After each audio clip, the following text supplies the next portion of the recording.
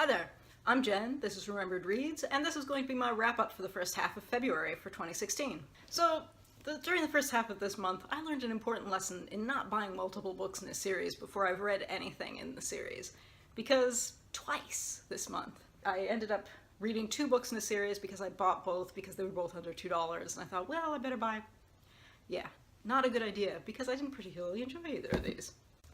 So the first 2 are The Hostage Prince and The Last Changeling, which are the first 2 books in The Seelie Wars, which is a middle-grade fantasy series by Jane Yolen and her son Adam Stemple. Now, when I was a kid, I really enjoyed Jane Yolen's Pit Dragon series, and so I was curious to see what she was writing these days, because I mean those books were written back in the 80s. Actually, I think the first one was even written before that. What these are is a fairly standard quest fantasy. It's about a boy who's royalty, a girl who's a servant, and they go off and have adventures.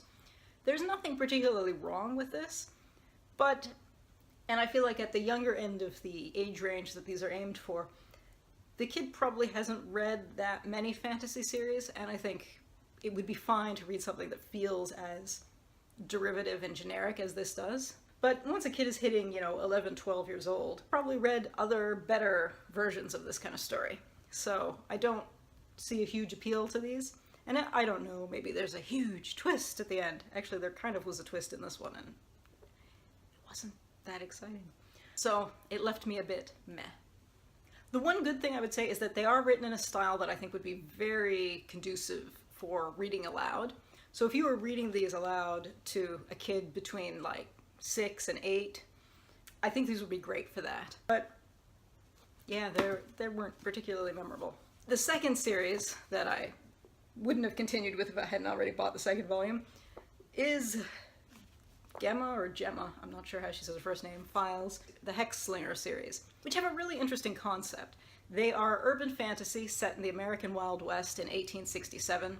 The 2 main characters are US Civil War veterans who are both hexes, which is what they call the magic having the mages, the witches, warlocks, whatever you want to call them, in this universe.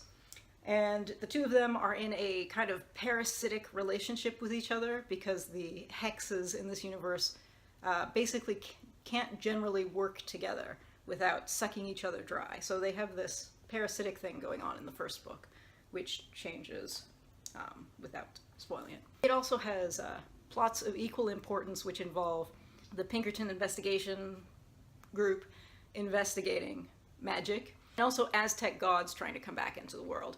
So all 3 of those plots, very interesting. The actual way this book was written, not that interesting. It was really frustrating to read this because the individual pieces never fit into a whole, and it comes off as fragmented, not in an artistic way, but just in a scattered way. It gets a little bit better in the second book. The individual scenes flowed better in this, and I felt like the writing was a lot more solid in the second one. But each individual piece still didn't fit together well. It reads almost like you're doing 3 puzzles, and each of them would be a really pretty puzzle to complete if you had a single puzzle, but there are 3 of them, and together they're just a mess. Now, because this one, the second one, improved on a lot of the storytelling issues in the first one, it's possible that there'll be more improvement in the third one with better, but honestly, I would not have read the second one if I hadn't bought both of them. And I feel like I would be remiss to not mention that I think there are a lot of things, especially in the first book, but also in the second, that will offend a lot of people. This was interesting for me. I was reading the reviews on Goodreads, and it was funny to me that a lot of the most scathing reviews were by people who thought there was too much explicit sex and too much swearing. Now, both of those things are in the book. There is also, but also in which I found more, I guess, more shocking to me, was the kind of extraordinary use of stereotypes. And there are a huge number of racial and homophobic slurs in these books. And before you say, oh, well, it's 1867, they would, and I kind of agree with that, because I do feel like I don't have a problem with historically appropriate language being used in something with a historical setting. The problem that I had with this is that it doesn't just appear in dialogue, it also appears in the narration, And a lot of it is anachronistic. Super anachronistic. Like, there are words that if you look at the etymology, they aren't used that way until the 1880s, or until the 20th century even. So because they're being used in here, I felt like it was for shock value, and that felt cheap to me. And I know there are some people who don't want to read slurs at all, and yeah, if you're sensitive to that, don't pick this up. Because there's a lot of that. There's also, I mean, there's a scene in San Francisco's Chinatown where the accents are written in a semi-phonetic way that really was right on the line. An actual depiction of an accent and being really stereotypical. So, and that part I found a little bit shocking. There is also a character in here that manages to be both the stereotype of the underage Asian prostitute and of the magical albino. These two stereotypes in one. And I mean, I think there would be ways to write this so that she would be subverting the stereotype, but she is not. She's the stereotype. It's just there. There's a lot of that in here. So, yes. So be aware that that's there, because, yeah, because when I was reading it, I was thinking there's stuff that would offend people at sort of across the political spectrum. Because I feel like when people talk about things that are objectionable in books, it kind of falls into a kind of stereotypical social conservatism or stereotypical social justice warrior as separate things. But frankly, these books have stuff that would offend people in both groups. I mean, I still think the most offensive thing is that this was just not well written. This one was okay written. But yeah, just be aware. Again, a lot of really interesting ideas. Kind of questionable writing and use of all that. So next up, I did read something that I really loved, and that was this short novel, Snow Hunters by Paul Yoon. This is lovely. It's written in a really beautiful way. This is a fairly short little novel about a man at the end of the Korean War who was in the North Korean army. He was a prisoner of war, and rather than being repatriated, he chooses instead to move to Brazil, where he is an apprentice tailor. For a huge part of the book, there is virtually no dialogue. It's all sort of musing. It flows really nicely. And so it fits the character because when he first arrives in Brazil, he doesn't speak Portuguese. And there are flashbacks to his time when he was a POW, and there are parts there where he's presumably with people that he doesn't necessarily speak the language with.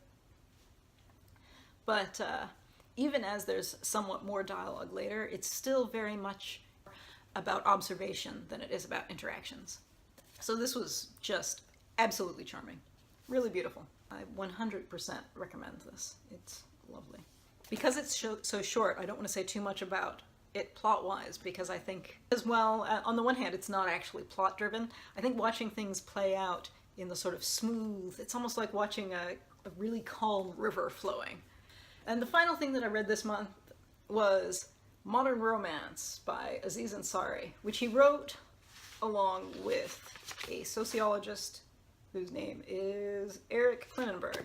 This had a lot of really interesting things. It reads a bit like a pop science book where the science is a social science with jokes interspersed.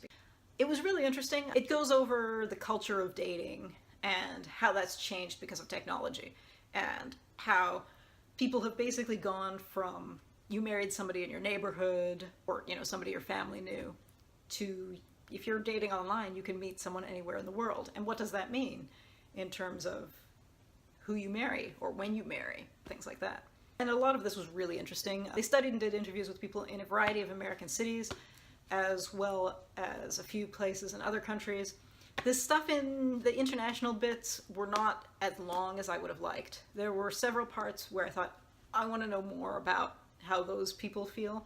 There's a bit where they're talking about fidelity in France, and it's, you know, a third of a chapter, and I wanted to read more about that. There's one chapter that's about Japan, and in that one, I felt like there were too many, the proportion of jokes to data was too high. Because throughout the part in Japan, running joke is that the only reason that they were doing studies in Tokyo is because he wanted to go and taste a variety of famous ramen restaurants. Which is funny as a setup, But the issue for me in that chapter was that he kept going back to make jokes about ramen. I was genuinely reading the Tokyo chapter and going, okay, shut up about the ramen. Tell me more about the numbers. But with a lot of the sections, it works pretty well. He talks a lot about the culture shift of expectations in relationships and how people were looking for different things in relationships in the past.